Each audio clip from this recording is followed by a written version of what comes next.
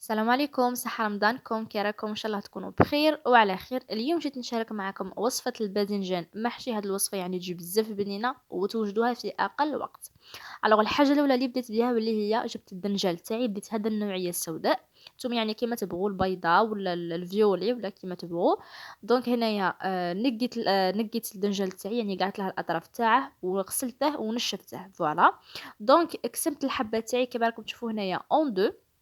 ألوغ وقعدت نشرّط فيهم هاكا بالخدمي كيما راكم تشوفوا. يعني قعدت نوصّل شوية داخل الحبّة تاعي، فوالا باش كي يطيبوا لي هاداك الدخلاني تاع الحبّة تاعي يدبال لي، ويعني ويطيب لي. بعد ما شرّطت الدنجال تاعي كيما راكم تشوفوا، يعني درت كل حبّة فيها شوية حرور وشوية ملح، فوالا دونك درتهم في البلا تاعي ودخلتهم للفرن. هوّت البلا تاعي قاع تحت، زيّدت لهم الغاز وخليتهم يطيبوا على نار يعني مرتفعة كيما راكم تشوفوا. دونك كي يعني لا كولور تاعهم تولي لي دوري، وهذاك الدنجل تاعي هذاك الدخلاني يولي لي قاع طري، سي بون تعرفوا باللي طاب. خرجوه.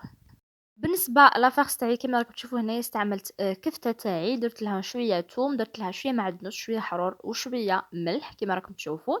هنايا على الزيت تاعي درت نص حبة بصل قطعتها مكعبات قليتها بشوية زيت.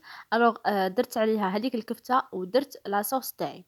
يعني ربيت الطوماطيس تاعي ودرتها في الكفتة تاعي وخليتهم يعني شوية يطيبوا لي. هذا ما كان.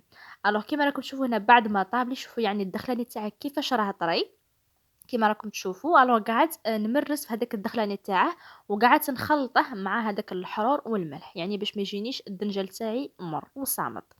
هنا كيما راكم تشوفوا عمّرته باللاطاكس تاعي بيان سور. هنايا الحشو تاعكم اختياري، تبغوا ديروا يعني الخضرة، تبغيو ديروا يعني غير البصل ولا صوص، يعني كيما تبغوا.